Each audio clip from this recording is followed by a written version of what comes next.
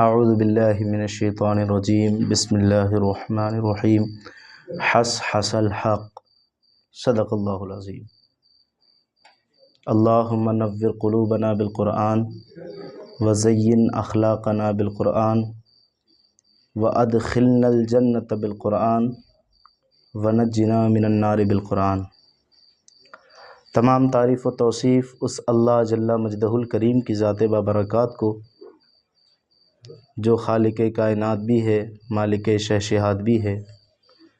لاکھوں کروڑوں درود و سلام نازل ہوں اس نبی محتشم پر جس کی وجہ سے اللہ تعالیٰ نے ہم سبوں کا وجود فرمایا۔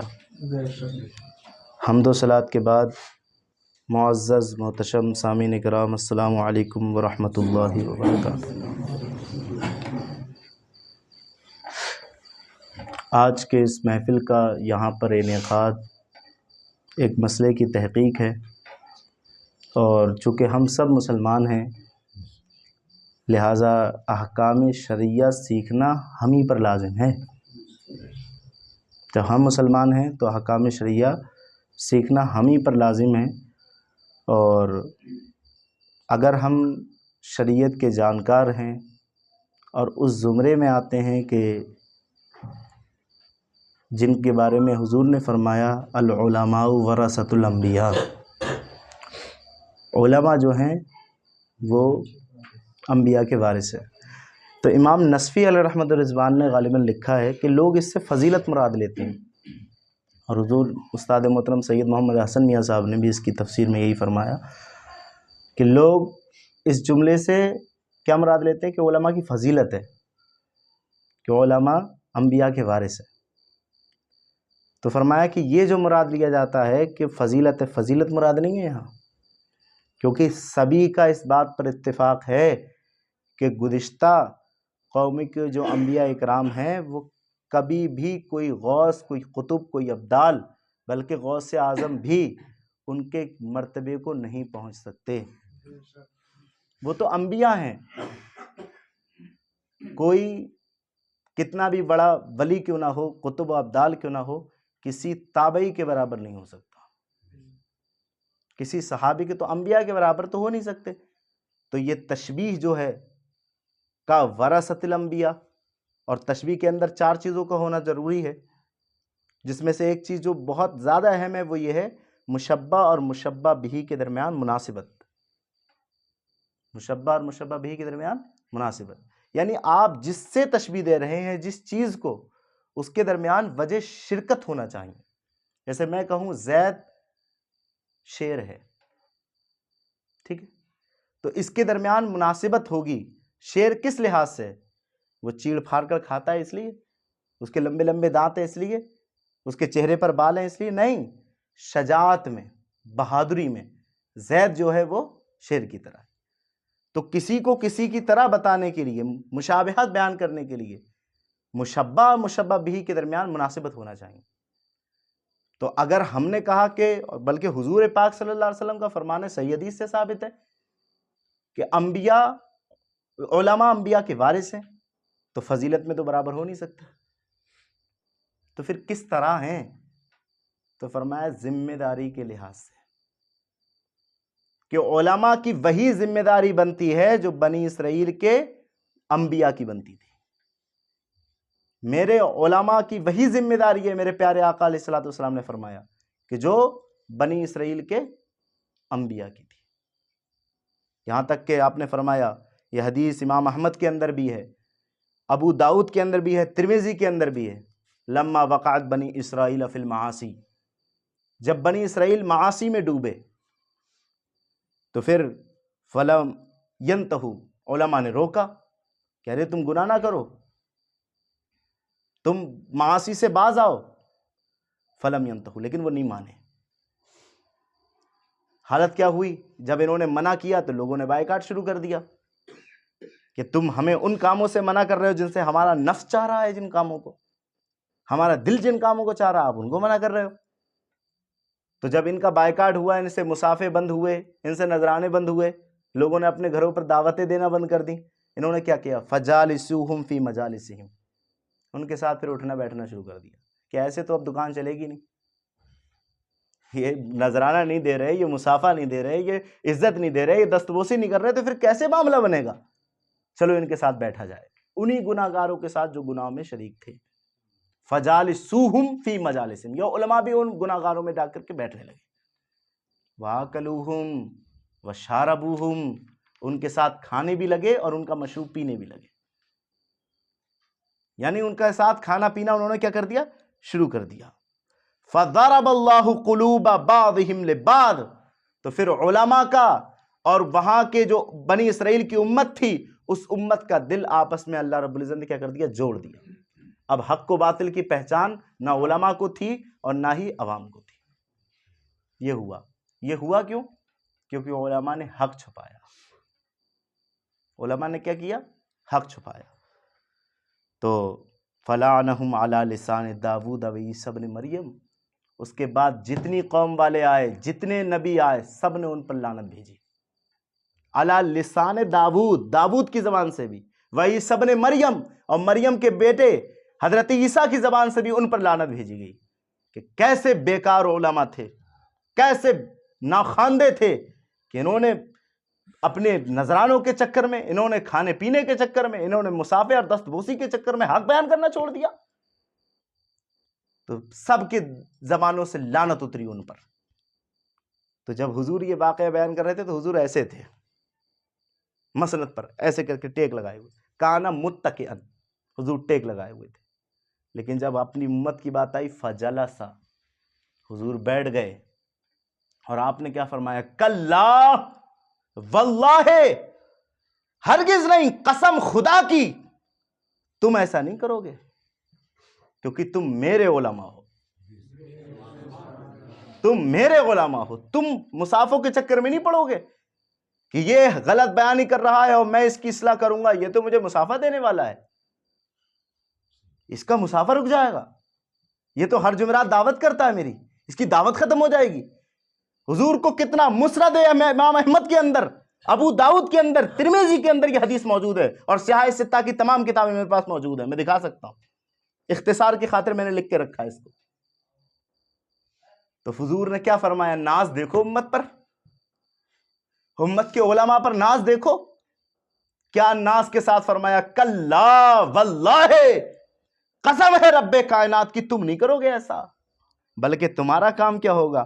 لَتَأْمُرُنَّ بِالْمَعْرُوفِ وَلَتَنْهَوُنَّ عَنِ الْمُنْكَرِ، ارے تمہاری تو شان یہ ہوگی کہ تم چاہے تمہیں تیغ پر رکھا جائے یا تلوار پر رکھا جائے، پھر بھی تم حق بات کا حکم دو گے۔ وَلَتَنْهَوُنَّ عَنِ الْمُنْكَرِ، لام تاکید کے ساتھ ہے، حضرت بیٹھے ہوئے ہیں، وَلَتَنْهَوُنَّ عَنِ الْمُنْكَرِ، اور ضرور ضرور تم برائی سے روکو، اور اگر تم نے نہیں کیا ایسا تو پھر تمہارا حال بھی وہی ہوگا کہ جو پرانے بنی اسرائیل کے علماء کا ہوا۔ ہماری کچھ ڈیوٹی اور کچھ ذمہ داری ہے، اس لیے ضروری سمجھتا ہوں اس مسئلے کی وضاحت۔ کچھ احباب نے میرے پاس آ کر کے بات بیان کی، اور یہ مسئلہ ابھی سے نہیں، تقریباً کئی سال پہلے سے، ہمارے صغیر ماموں صاحب بیٹھے ہوئے ہیں، کئی سال پہلے انہوں نے مجھ سے یہ بات کہی تھی کہ بیٹا بھانجے یہ بتاؤ ذرا کہ جمعے والے دن جو جمعہ بھی ہوتا ہے اور ظہر بھی ہوتی ہے ہمارے یہاں، ایک ہی مصلی پر دو جماعتیں ہوتی ہیں، یہ کیسا ہے؟ تو میں نے اس وقت بھی تشفی کے لیے، ہاں دو جماعت، تو میں نے تشفی کے لیے کچھ، میں نے کہا کہ اس پر میں انشاءاللہ تحقیق کروں گا اور آپ کو ضرور بتاؤں گا کہ ایسا کرنا کیسا ہے۔ تو یہ آج سے کئی سال پہلے کا مسئلہ ہے، تو ہمیں ضروری ہے یہ جاننا کہ اس طرح سے یہ معاملہ شرعاً کیسا ہے، کیا درست ہے یا غلط ہے، اور شرع شریف ہمیں اس کا کیا حکم دیتی ہے۔ تو اس لیے میں نے اس مسئلے کی وضاحت کے لیے یہ حوالہ جات اکٹھے کیے، اور میں نے سوچا کہ آپ تک پہنچا دوں تاکہ احقاق حق ہو، حق بیان ہو جائے۔ اور جو ہمارے اسلامی بھائی یہ سمجھ رہے ہیں بیچارے کہ ایک مصلی پر دو جماعتیں نہیں ہو سکتی، یا تو پھر ظہری پڑھنا چاہیے یا پھر جمعہ ہی پڑھنا چاہیے، ان بیچارے اسلامی بھولے بھالے بھائیوں کا ذہن صاف ہو جائے، کیونکہ امت کی عوام کو میرے پیارے نے آقا نے فرمایا ہے یہ بھولی بھیڑیں ہیں، یہ بھولی بھیڑیں ہیں، اور بھیڑوں کا حال کیا ہوتا ہے کہ بھیڑ کو جدھر گھما دو وہ ادھر گھوم جاتی ہے، جدھر ہکال دو وہ ادھر ہلک جاتی ہے۔ تو ان بھولی بھیڑوں کو سنبھال کر صراط مستقیم تک پہنچانا یہ علماء کی ذمہ داری ہے، یا علماء کے خادم ہم جیسے نوکروں کی ذمہ داری ہے۔ تو سب سے پہلے یہ ہے ہدایہ، اور اس کی فقہ حنفی میں کیا حیثیت ہے یہ کوئی بتانے کی بات نہیں ہے۔ اس کی حیثیت اظہر من الشمس ہے، یعنی جس طرح سورج چمکتا ہے نا، اس سے زیادہ چمک کے ساتھ اس بات پر دلالت کرتی ہے کہ یہ فقہ حنفی کی ایک معتبر کتاب ہے۔ تو سب سے پہلے تو ہمیں یہ جاننا ہے کہ گاؤں کے اندر جمعہ ہے کہ نہیں ہے، ہمیں اس بات کی تحقیق کرنا ہے۔ اور اگر جمعہ ہے تو ہمیں پڑھنا کیسے، کہ ظہر چھوڑ کر پڑھنا ہے، یا جمعہ نہیں ہے تو کیا ہمیں صرف ظہر ہی پڑھنا ہے، اس بات کی ہمیں تحقیق کرنا ہے۔ تو میں اپنی جانب سے ایک بھی اگر جملہ بولوں تو آپ میری زبان پکڑنے کے لیے تیار رہیں، میں صرف شریعت کا حکم بیان کروں گا۔ صاحب ہدایہ صفحہ نمبر 148 پر باب صلاۃ الجمعہ کے اندر ارشاد فرماتے ہیں، لا تصح الجمعہ الا فی مصر جامع او فی مصلی المصر۔ جمعہ جائز نہیں ہے، صحیح نہیں ہے، مگر صرف شہر میں یا فنائے شہر میں۔ جمعہ صرف کہاں ہے؟ شہر میں یا پھر فنائے شہر میں۔ لا تجوز فی القریٰ، اور یہ گاؤں میں جائز نہیں ہے۔ فنائے شہر میں ابھی انشاءاللہ بھی وضاحت کروں گا۔ لا تجوز فی القریٰ، گاؤں میں جمعہ پڑھنا جائز نہیں ہے، جائز نہیں ہے۔ کیوں نہیں ہے؟ ہم کیوں کہیں اتنی بڑی بات؟ لقولہ علیہ السلام، کیونکہ پیارے مدنی آقا کا حکم ہے، سوڑے آقا کا حکم ہے۔ کیا ہے؟ فرماتے ہیں میرے پیارے آقا، لا جمعۃ ولا تشریقہ ولا فطرہ ولا اضحیٰ الا فی مصر جامع۔ نہ ہی جمعہ ہے گاؤں میں، نہ ہی تکبیر تشریق ہے گاؤں میں، نہ ہی عید الفطر ہے گاؤں میں، نہ ہی عید الاضحیٰ ہے گاؤں میں، مگر صرف یہ کہ وہ شہر ہو، شہر میں ہے۔ ٹھیک ہے، اس کی وضاحت ہو گئی کہ گاؤں میں جمعہ نہیں ہے۔ اب اس کی شرح، یہ اشرف الہدایہ، میں توجہ یہ چاہوں گا آپ حضرات سے کہ بالکل پوری توجہ کے ساتھ میرا پورا مقالہ سننا ہے۔ اصل میں میری عادت اور طبیعت تھوڑی حساس قسم کی، اگر میں یہ دیکھتا ہوں کہ کوئی توجہ نہیں دے رہا تو میں خود بھی اپنی بات بھول جاتا ہوں بیان کرنا۔ اس لیے آپ نے پوری توجہ کے ساتھ، اس نیت سے کہ اگرچہ ہم مدرسے نہیں جا پائے لیکن آج سنہرا موقع ملا ہے کہ اتنے مسئلے، بڑے مسئلے کی وضاحت ہمیں سننے کو مل رہی ہے۔ اور علم دین کا ایک منٹ حصول علم دین کے لیے بندے کا جاگنا، علماء فرماتے ہیں رات بھر عبادت کرنے سے بہتر ہے۔ ٹھیک ہے، تو پوری توجہ کے ساتھ۔ قبیصہ آئے تھے حضور کی بارگاہ میں اور عرض کیا تھا، یا رسول اللہ صلی اللہ علیہ وسلم میں آپ کے پاس آیا ہوں، حالانکہ کبر السن، حضور میں بوڑھا ہو چکا ہوں، رکع عظمی، میری ہڈیاں جواب دے چکی ہے۔ آئے کیوں؟ آتیتنی لتعلمنی ما ینفعنی، میں اس لیے آیا ہوں کہ آپ سے کچھ سیکھوں، آپ سے کچھ جانوں، اس لیے آیا ہوں کہ جان کر میری دنیا بھی بہتر ہو، آخرت بھی بہتر ہو۔ کہا اچھا جاننے آئے ہو، اچھا سیکھنے آئے ہو؟ قبیصہ سکھاؤں گا بعد میں، پہلے سنو۔ جو جاننے کی نیت سے گھر سے نکلتا ہے اللہ انہیں کتنے مرتبے دیتا ہے۔ یا قبیصۃ ما مررت بشجر ولا حدر ولا مدر الا استغفر لک، قبیصہ جب سے اس نیت کے ساتھ گھر سے نکلا ہے، جتنے پتھر تیرے راستے میں پڑے ہیں، جتنے کنکر تیرے راستے میں پڑے ہیں، جتنے درخت تیرے راستے میں پڑے ہیں، سب نے تیرے لیے دعائیں مغفرت کی ہے۔ تو یہ بیداری کے ساتھ آپ نے بیٹھنا ہے۔ تو اس کی وضاحت کرتے ہوئے صاحب اشرف الہدایہ فرماتے ہیں کہ اس تفصیل کے بعد ملاحظہ یہ ہو کہ صورت مسئلہ یہ ہے کہ نماز جمعہ شہر اور فنائے شہر دونوں جگہ جائز ہے، لیکن کس کے نزدیک ہے؟ آگے سنیے گا۔ اس تفصیل سے یہ معلوم ہوا کہ نماز جمعہ شہر اور فنائے شہر دونوں جگہ کیا ہے؟ جائز، البتہ گاؤں میں جائز نہیں۔ امام مالک، امام شافعی گاؤں کے اندر بھی جواز جمعہ کے قائل ہیں۔ کون؟ امام مالک اور امام شافعی، شریعت کے 4 امام ہیں نا، اور چاروں کے چاروں برحق ہیں۔ اگر ان کے حق ہونے میں کوئی انکار کرے تو وہ گمراہ ہے۔ چاروں کے چاروں برحق ہیں، انہوں نے جو مسائل بیان کیے وہ حق ہے، ٹھیک ہے۔ لیکن یہ گاؤں میں جواز جمعہ کا مسئلہ کس کے نزدیک ہے؟ حضرت امام مالک اور امام شافعی۔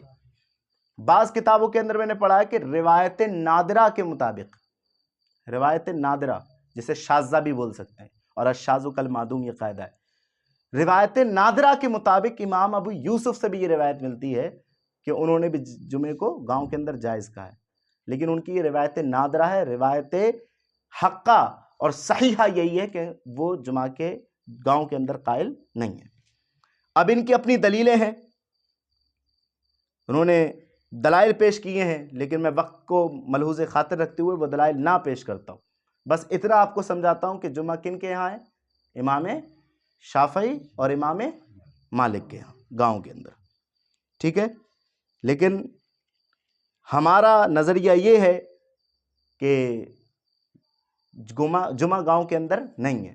انہوں نے جو دلائل پیش کی ہے، جیسا کہ حضرت ابن عباس کی دلیل انہوں نے پیش کی، ان اول جمعۃ جمعت فی الاسلام بعد المدینہ ما جمعت بنجوہ سن وہی قربۃ فی البحرین، یعنی اسلام میں مدینہ منورہ کے بعد سب سے پہلا جمعہ جواسہ میں پڑھایا گیا، اور جواسہ بحرینیہ کا ایک گاؤں ہے۔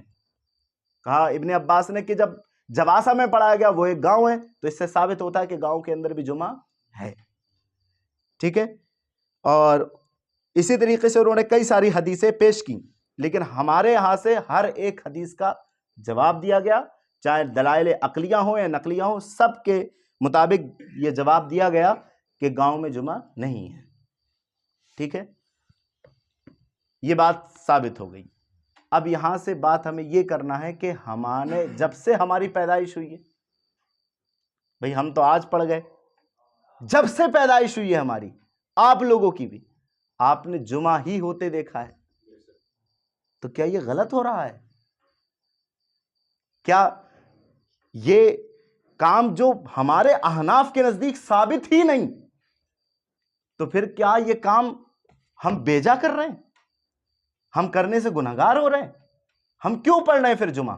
حضرت امام صاحب قبلہ کیوں پڑھا رہے ہیں ہر جمعے کو؟ آج ہی بھی پڑھائی آپ نے، کیا حضرت امام صاحب یہ کام غلط کر رہے ہیں؟ آپ نے تو ہدایہ سے ثابت کر کے دکھا دیا، اشرف الہدایہ سے بتا دیا کہ جمعہ ہے ہی نہیں، تو پھر یہ جمعہ ہو کیوں رہا ہے؟ تو آئیے 14ویں صدی کے امام سے پوچھتے ہیں کہ جمعہ کیوں ہو رہا ہے، جمعہ کرنے کی وجہ کیا ہے؟ کہ گاؤں میں مصر بھی نہیں، فنائے مصر بھی نہیں، پھر بھی جمعہ ہے، کیوں ہے؟ تو امام اعظم کے سچے جانشین، ان کی فکر کی روحانی بیٹے حضرت امام اعلیٰ حضرت رحمت اللہ تعالی علیہ سے جب پوچھا گیا کہ حضور ہمیں اس مسئلے میں کیا کرنا ہے کہ لوگ گاؤں کے اندر جمعہ پڑھتے ہیں، عرض کیا گیا دیہات میں جمعہ نہ پڑھنے کے مسائل و رسائل علماء نے لکھے ہیں، جیسا کہ میں نے آپ کو سنا ہے، مسائل اور رسائل علماء نے لکھے ہیں، اس سے اہل دیہات بہت پریشان ہیں کہ ارے ہم جمعہ پڑھنے سے محروم ہو جائیں گے۔ بڑی فضیلتیں ہیں جمعہ کی، بڑی فضیلتیں، بلکہ فرمایا گیا کہ جمعہ جو ہے ہفتے کی عید ہے، بڑی فضیلت ہے۔ تو کہا یہ گاؤں والے پریشان ہیں، کیا کریں؟ تو ارشاد امام اعلیٰ حضرت نے فرمایا، ہم سب کی جان نے فرمایا، 14ویں صدی کے مجدد نے فرمایا کہ مذہب حنفی میں جمعہ اور عیدین جائز نہیں، لیکن جہاں قائم ہے وہاں منع نہ کیا جائے۔ یہ جملہ میرا توجہ سے سننا، اور میرا نہیں، اعلیٰ حضرت صاحب کا۔ کیا فرمایا آپ نے؟ جہاں قائم ہے وہاں منع نہ کیا جائے، اور جہاں نہیں وہاں قائم نہ کیا جائے۔ فیصلہ ہو گیا۔ اب میں اس میں وضاحت نہیں کروں گا کیونکہ آپ سب سمجھدار ہیں۔ کیا فرمایا اعلیٰ حضرت نے؟ جہاں قائم ہے میں نے اپنے بزرگوں سے سنا ہے کہ حضرت مفتی اعظم رحمت اللہ تعالی علیہ گاؤں میں جمعہ اور ظہر دونوں قائم کر کے گئے تھے، اعلی حضرت صاحب کی زبانی، جہاں قائم ہے اور ان کے بیٹے کر کے دکھا گئے کہ کیسے قائم کرنا ہے. نہیں سمجھے؟ حضرت نے فرما دیا کہ اس طرح کرنا ہے اور عملی طور پر دکھا گئے ان کے بیٹے کے کیسے کرنا ہے. فرمایا جہاں قائم ہے وہاں منع نہ کیا جائے اور جہاں نہیں ہے وہاں قائم نہ کیا جائے. یہ اعلی حضرت کا فیصلہ. تو الحمدللہ ہم جو جمعہ اور ظہر دونوں پڑھ رہے ہیں وہ اپنے امام کے حکم کے مطابق پڑھ رہے ہیں. ٹھیک ہے. اب ذرا ان کے بعد جو عوام و خواص دونوں کے درمیان جو کتاب مسلم ہے اور جسے ہم لوگ ہی نہیں، علماء ہی نہیں، ہم جیسے کم پڑھے لکھے نہیں، عوام بھی پڑھا کرتی ہے جس کتاب کو، یعنی بہار شریعت. اس کے حصہ چہارم کے اندر صدر الشریعہ علیہ رحمت و رضوان نے اس تعلق سے کیا فرمایا؟ آپ نے ارشاد فرمایا کہ گاؤں میں جمعہ کے دن، توجہ چاہوں، گاؤں میں جمعہ کے دن ظہر کی نماز اذان اور اقامت کے ساتھ با جماعت پڑھی جائے، جو ہم پڑھتے ہیں. اور جیسا ہمارے ماموں صاحب نے پوچھا تھا کہ یہ ایک طریقہ صحیح ہے یا غلط ہے، تو آپ نے اعلیٰ حضرت کے زبانی بھی سن لیا کہ یہی طریقہ صحیح اور انسب ہے، اور ان کے شاگرد اور ان کے خاص طالب علم حضرت صدر الشریعہ علیہ رحمت و رضوان کے زبانی بھی سن لیا کہ جمعہ اور ظہر جماعت اور اذان کے ساتھ پڑھی جائیں. ٹھیک ہے. اب اس تعلق سے فتاوی فقیہ ملت جو حضرت علامہ مفتی جلال الدین احمد امجدی صاحب کی ہے، آپ اس مسئلے پر کیا ارشاد فرماتے ہیں؟ ایک چیز پر آپ غور دیجئے گا، وہ یہ کہ تمام تر کتابوں کے آپ حوالے آپ سنیں گے انشاءاللہ. میں نے 10 کتابوں کے حوالے جمع کیے ہیں، وہ بھی اس انداز میں کہ عشاء کا وقت بالکل ہی قریب تھا. میرے ذہن میں آیا کہ میرے کچھ احباب نے مجھ سے کہا ہے اور کہا ہے کہ اس پہ ضرور وضاحت کرنا ہے حضرت آپ کو. تو میں نے کہا پھر آج وقت ہے، کتابوں کا نصاب پورا ہو چکا، میں نے مطالعہ کر لیا، تو پھر میں دیکھتا ہوں. تو اس مختصر سے وقت میں 10 ہی حوالے میں اکٹھے کر پایا، لیکن انشاءاللہ اگر اور تفصیل طلب ہوگی تو میں اس سے زیادہ تلاش کرنے کے لیے تیار ہوں. الحمدللہ ہم ہیں شریعت کی بات کرنے والے، ہم نے حضور کا دین لوگوں کو سکھانے کے لیے پڑھا ہے. الحمدللہ. تو یہاں پر ایک لمبا چوڑا سوال کیا گیا، بلکہ سوال کئی انداز میں کیے گئے. ضلع سیتاپور میں ایک گاؤں تھا منصور نگر، وہاں کے تعلق سے پوچھا گیا کہ حضرت منصور نگر میں جمعہ ہوتا ہے اور لوگ پڑھتے ہیں، کیا کرنا چاہیے؟ تو آپ نے جواب میں لکھا، حضرت فقیہ ملت نے فرمایا منصور نگر جبکہ شہر نہیں تو وہاں نہ پہلی مسجد میں جمعہ جائز اور نہ دوسری میں، چونکہ شہر نہیں. ہر فقیہ نے ہدایہ سے لے کر آخر تک ہر فقیہ نے یہ وضاحت کر دی ہے کہ پہلے جمعہ نہیں. پھر آگے بتایا لیکن عوام اگر پڑھتے ہیں تو منع نہیں کیا جائے گا، کہ وہ جس طرح بھی اللہ رسول کا نام لے غنیمت ہے، مگر وہاں بنام جمعہ 2 رکعت پڑھنے سے ظہر کی فرض نماز ساقط نہیں ہوگی. کیا سمجھے؟ ایک بار پھر سناتا ہوں عبارت. فرمایا مگر وہاں بنام جمعہ جمعہ نہیں ہے، پہلے بتا دیا کہ جمعہ تو ہے ہی نہیں، مگر پڑھتے ہیں لوگ، نہیں پڑھیں گے صرف ظہر ہوگی تو لوگ نماز کے تارک ہو جائیں گے.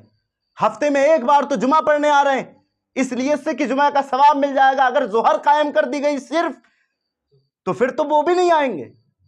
لوگ جس طرح اللہ رسول کا نام لے غنیمت ہے، بہتر ہے، احسن ہے، مگر وہاں بنام جمعہ 2 रकात पढ़ने से ज़ोहर की फर्ज साकित नहीं होगी। जब साकित नहीं होगी तो फिर क्या करना है हजरत? हुजूर फिर हुक्म क्या है हमारे लिए? हम जैसे छोटे लोगों को तो पता ही नहीं क्या करना है हमें। हुजूर हमारे लिए क्या हुक्म है? तो सुनो फकीह मिल्लत क्या फरमाते हैं, उससे बहर सूरत पढ़ना पड़ेगा, बहर सूरत पढ़ना पड़ेगा, ताकीद के साथ फरमाया। और हुजूर मुफ्ती आजम हिंद ने भी अपने फतवे के अंदर इसी तरह तहरीर फरमाया कि देहात में जुमा पढ़ना मजहब हनफी में हरगिज़ जायज़ नहीं, मगर अवाम पढ़ते हैं और मना करने से बाज नहीं आएंगे, फितना बर्पा करेंगे, तो उनको इतना ही कहना होगा कि भाइयों ज़ोहर की 4 रकात भी पढ़ो। चलो जुमा पढ़ रहे हो, बाज नहीं आ रहे हो, ठीक है, समझ में नहीं आ रही है तुम्हें, तो फिर क्या कर लो, ज़ोहर की 4 रकात भी पढ़ो, ठीक है। तुम पर ज़ोहर ही फर्ज है, तुम पर ज़ोहर ही फर्ज है। जुमा पढ़ने से तुम्हारे जिम्मे से वो ज़ोहर साकित ना होगी। वो फर्ज ज़ोहर भी जमात से ही पढ़ने को कहा जाए कि बेउज़्र तर्के जमात गुनाह है। बेजरूरत उन्हें भी कहा जाए कि जो ज़ोहर है वो भी जमात ही से पढ़ो, यानी पहले जुमा पढ़ो फिर ज़ोहर भी जमात से पढ़ो। क्यों मुफ्ती साहब? तो मुफ्ती साहब ने फरमाया इसलिए कि जमात से पढ़ने को कहा जाए, इसलिए कि बेउज़्र तर्के जमात गुनाह है। तो अल्हम्दुलिल्लाह हम जिस तरीके पर हैं वही अनसब और बेहतर है। अच्छा, एक क्लिप हमारे पास हजरत मौलाना मुफ्ती, बल्कि इस दौर के बहुत बड़े सूफी, इस दौर के बहुत बड़े आलिम साहब, और कल ही हजरत से मेरी मुलाकात हुई है और हजरत उम्रे पर तशरीफ ले गए, हजरत अल्लामा मौलाना मुफ्ती ततहीर अहमद साहब क़िबला,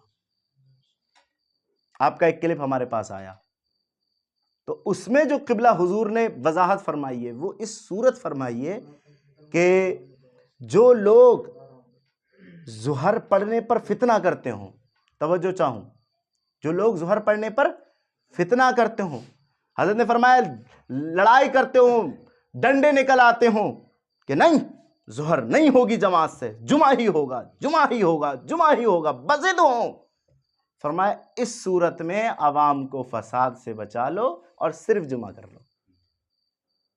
कब? जबकि ये सूरत हो कि लोग डंडे पर उतर आते हों, लोग एक दूसरे की इज्जतें उछालने पर उतर आते हों, तब क्या कर लो?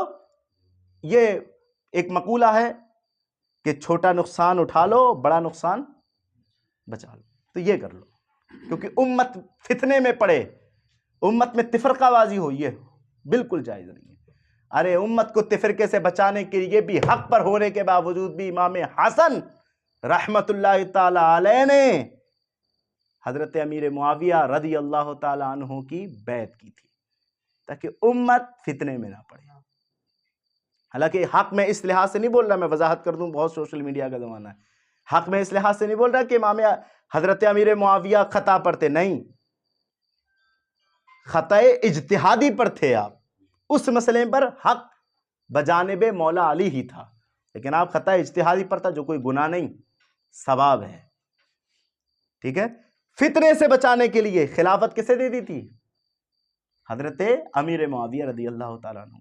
तो उम्मत में फितना, और कुरान पाक में अल फितना तो अशद्दु मिनल कत्ल, फितना कत्ल से ज्यादा बुरा है, तो ये सूरत बने तब सिर्फ जुमा की इजाजत है, वरना अब तक ये हवाले सुन लिए आपने, जुमा और ज़ोहर दोनों ही बेहतर है। अब आइए, ये है फतावा अमजदिया, आप लोग बोर तो नहीं हुए? इल्मी बहस सुनने के लिए अपने जहनों को मुतवज्जा किया करो, बहुत कम मिलती हैं ये चीजें आजकल। मैं इसलिए नहीं कह रहा, वल्लाह हाशा हाशा, मैं इसलिए नहीं कह रहा कि मैं बयान कर रहा हूं, हाशा, और अगर ऐसा हो तो अल्लाह रब्बुल इज्जत मुझे इसकी जजा दे कि अगर मैं इस नीयत से बयान करता हूं कि मैं, याद रखो आज कल झूठी करामतें बयान करने वाले बहुत हैं, इधर से उधर की हंसाने वाले और तुम्हें सीधे जन्नत तक पहुंचाने वाले बहुत हैं, लेकिन तुम्हें किताबें दिखाकर अहकाम शरिया बताने वाले बहुत कम हैं, ठीक है। تو اس لیے ضرورت ہے کہ ہمیں اس طرف اپنا ذہن کو قریب کریں۔ یہ میرے پاس فتاوی امجدیہ ہے اور اس کے جلد اول میں یہ سوال کیا گیا گاؤں کے تعلق سے، تو آپ نے فرمایا جس گاؤں کے لوگ جمعہ پڑھتے ہیں انہیں منع نہ کیا جائے۔ جس گاؤں میں لوگ جمعہ پڑھتے ہیں انہیں منع کیا تو ایک عرصے سے ہم پڑھتے ہوئے آ رہے ہیں، اگر ہم نے منع کیا تو انتشار نہیں ہوگا، لوگ بگڑیں گے نہیں، تو منع نہ کیا جائے۔ مگر فرمایا جیسا کہ سوال میں پوچھا گیا تھا، مگر خود پڑھانا یا امامت کرنا اور مسئلہ شریعہ کو چھپانا کیوں کر روا ہو سکتا ہے؟ سوال یہ تھا کہ جمعہ ہوتا نہیں تھا، وہاں جمعہ ہوتا نہیں تھا، اور ایک امام نے خود اپنی زبردستی جمعہ قائم کر لیا۔ کہا ٹھیک ہے، لوگ اگر پڑھ رہے ہیں کہیں پر تو انہیں منع نہ کیا جائے، لیکن یہ کیسے روا ہو سکتا ہے کہ لوگ پڑھ ہی نہیں رہے تھے گاؤں میں اور تو بے مطلب میں پڑھانے لگا؟ تو آپ نے فرمایا مگر خود پڑھانا یا امامت کرنا مسئلہ شریعہ کو چھپانا کیوں کر روا ہو سکتا ہے، بلکہ یہ شخص اگر عالم ہے اور جمعے کی امامت کرتا ہے اگرچہ بنیت نقل تو عوام کے خیالات کی اور تائید کرنا ہے، لہٰذا ایسی صورت میں اچھے پیرایا میں عوام کو سمجھائے کہ فساد کی نوبت نہ آئے اور لوگوں کی بدگمانی کے خیال سے ناجائز کام کی اجازت نہیں دی جا سکتی، کیونکہ نفل نماز جماعت سے، یہاں یہ جو میں سمجھانا چاہ رہا ہوں وہ دیکھیے، فرمایا جمعے کی جو نماز ہم گاؤں میں پڑھیں گے 2 رکعت، وہ نماز کسی بھی مفتی صاحب سے پوچھ لینا وہ نفل ہی ہوگی، کیونکہ جمعہ فرض ہے ہی نہیں۔ یہاں مصر میں پوچھا تھا آپ نے، مصر میں یہ فنائے مصر میں جمعہ ہے، ابھی میں وضاحت کروں گا مصری فنائے مصری، تو کہا مصر یا فنائے مصر میں جمعہ ہے، اگر گاؤں کے لوگ پڑھتے ہیں تو پڑھ لیں، لیکن کوئی بھی یہ نہیں کہہ سکتا کہ جمعہ ہی ادا ہوگا تمہارا، نفل ہوگی وہ، ٹھیک ہے؟ جب نفل ہے، علامہ صاحب کی عبارت ابھی بتاؤں گا، میں پہلے سمجھا دوں کہ جب نفل ہے تو یہ کیسے ہو سکتا ہے؟ حاشا میں کسی کی مخالفت نہیں کر رہا، اللہ رب العزت مجھے کسی کی مخالفت کرنے سے بچائے، کروڑہ درجہ بچائے، میں صرف مسئلے کی وضاحت کر رہا ہوں۔ تو یہ کیسے ہو سکتا ہے کہ نفل پڑھے جائیں، حضرت نفل پڑھے جائیں اور جو فرض ہے وہ بھی چھوڑا جائے اور اس کی جماعت بھی چھوڑی جائے؟ سمجھے کہ نہیں سمجھے؟ اب وہی حضرت سمجھاتے ہیں، فرمایا کیونکہ نفل نماز جماعت سے تدائی کے ساتھ پڑھنا بھی ناجائز ہے، ناجائز ہے، کما ہوا مصرح فی الکتب، جیسا کہ کتابوں میں فقہ کی واضح کیا گیا ہے، بلکہ جمعہ پڑھنا بھی اسی وجہ سے منع ہے کہ جمعہ تو ہوگا نہیں بلکہ نفل نماز ہوگی اور نفل جماعت سے منع ہے، ٹھیک ہے؟ اب یہ فتاوی علیمیہ ہے، فتاوی علیمیہ حضرت علامہ مولانا مفتی تاج الفقہا مفتی اختر حسین علیمی صاحب کی، اس میں حضرت نے کیا فرمایا جمعے کے تعلق سے؟ آپ فرماتے ہیں فقہ حنفی میں دیہات والوں پر اور دنوں کی طرح جمعے کے دن بھی ظہر کی نماز فرض ہے۔ فقہ حنفی میں دیہات والوں پر اور دنوں کی طرح جمعے کی نماز بھی ظہر کی نماز فرض ہے اور با جماعت پڑھنے کا حکم ہے، جماعت ترک کرنے کا نہیں، کیونکہ ابھی حضرت نے فرمایا کیا ہوگا؟ نفل ہوگا اور فرض بھی چھوٹے گا۔ ارے میں یہ کیوں کہہ رہا ہوں حضرت صاحب کہ فرض بھی چھوٹے گا؟ کیونکہ اب وہ جمعہ کے بعد بہت سے لوگ ایسے ہوتے ہیں جو سنت پڑھتے ہیں، فرض نہیں پڑھتے، سنت پڑھتے ہیں۔ تو میں اس لیے یہ عرض کر رہا ہوں کہ جمعہ کے پڑھنے کی صورت میں ظہر بھی چھوٹی، کیونکہ سنت پڑھنے اس کی جگہ پر، اور جماعت ظہر بھی چھوٹی، تو آپ نے فرمایا کہ اس دن بھی با جماعت پڑھنے کا حکم ہے، ٹھیک ہے، تاکہ ظہر بھی ہو اور جماعت ظہر بھی ہو۔ اور اس فتاوی عالمگیری کا حوالہ پیش کیا، وہ کہ جسے کئی 100 علماء نے مل کر لکھا تھا، کیا؟ من لا تجب علیہم الجمعہ من اہل القریہ والبوادی، جنگلوں میں، گاؤں میں جمعہ واجب نہیں ہے، لہم ان یصلوا الظہر بجماعت یوم الجمعہ بآذان و اقامہ، اس دن ضرورت ہے ہر بندے پر کہ جماعت کے ساتھ اذان اور اقامت کے ساتھ ظہر پڑھی جائے۔ ٹھیک ہے، آخری حوالہ فتاوی فیض الرسول۔ مقصود ہے اس بزم میں اصلاح مفاسد، نشتر جو لگاتا ہے وہ دشمن نہیں ہوتا۔ آپ کسی ڈاکٹر کے پاس جاتے ہیں تو اگر کوئی پھوڑا ہے آپ کے، یا آپ کو آپریشن کی ضرورت ہے، پیٹ میں پتھری ہیں، تو کیا کرتا ہے وہ؟ پیٹ چاک کرتا ہے، پیٹ پھاڑتا ہے۔ ارے ہم کیوں جائیں اس کے پاس، یہ پیٹ پھاڑ رہا ہے، ہم کیوں جائیں اس کے پاس، یہ تو زخم پر ناسور لگا رہا ہے۔ تو کیوں جاتے ہیں آپ؟ کیونکہ آپ کو معلوم ہوتا ہے کہ یہ آپریشن اس لیے کر رہا ہے کہ وہ جو دائمی مرض ہے وہ ہمیشہ ہمیش کے لیے ختم ہو جائے۔ وہ جو دائمی مرض ہے، ہمیشہ پیٹ کی پتھری کے سلسلے میں درد میں کراہتا رہتا ہے، وہ جو دائمی مرض ہے وہ ہمیشہ ہمیش کے لیے کیا ہو جائے؟ ختم ہو جائے۔ اس لیے وہ کیا کرتا ہے؟ آپریشن کراتا ہے، چھوٹی تکلیف اٹھاتا ہے تاکہ بڑا نقصان بچ جائے۔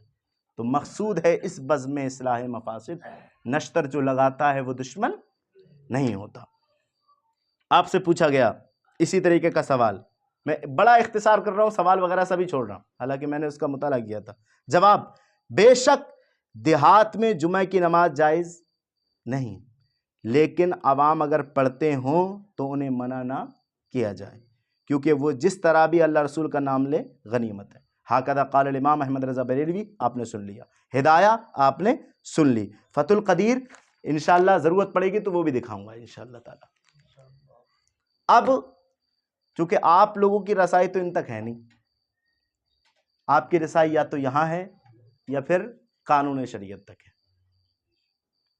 آپ یہی تو مسئلہ تلاش کریں گے، تو مسئلے تلاش کرنے کے لیے میں سمجھتا ہوں ہر گھر میں ہوگی یہ قانون شریعت، تو یہاں پر بھی میں بتا دوں اگر کسی کو تلاش کرنا ہو کہ قانون شریعت کے اندر بھی یہ مسئلہ موجود ہے، اور حضرت صاحب قانون شریعت نے بھی اس کی وضاحت فرمائی ہے۔ آپ نے فرمایا یہی بات جو میں نے اوپر بیان کر دی ہے۔ اچھا، مصر اور فنائے مصر کی جو آپ وضاحت کے لیے کہہ رہے تھے، فنائے مصر وہ جگہ ہے جو مصر کے آس پاس ہے، یعنی شہر کے آس پاس ہے۔ مصر کہتے ہیں شہر کو، اور شہر آپ جانتے ہیں جس کے ماتحت دیہات گنے جاتے ہوں، جہاں پولیس تھانہ ہو، ڈاک خانہ ہو، اس طرح سے بہت ساری چیزیں ہیں۔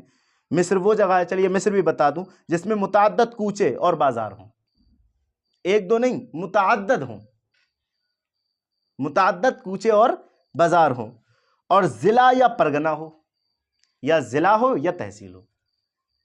ٹھیک ہے، ٹھیک ہے، کہ اس کے متعلق دیہات گنے جاتے ہوں، ضلع ہو یا پھر ایسا ہو قصبہ، قصبہ جسے بولتے ہیں قصبہ، ٹھیک ہے، تحصیل نہیں، قصبہ، جس کے تحت دیہات گنے جاتے ہوں، اور وہاں کوئی حاکم ہو کہ اپنے دبدبے اور سطوت کے سبب سے مظلوم کا انصاف ظالم سے لے سکے، یعنی انصاف پر پوری قوت اور قدرت ہو، اگرچہ نا انصافی کرتا ہو یا بدلہ نہ لیتا ہو، یہ مصر کہلائے گا۔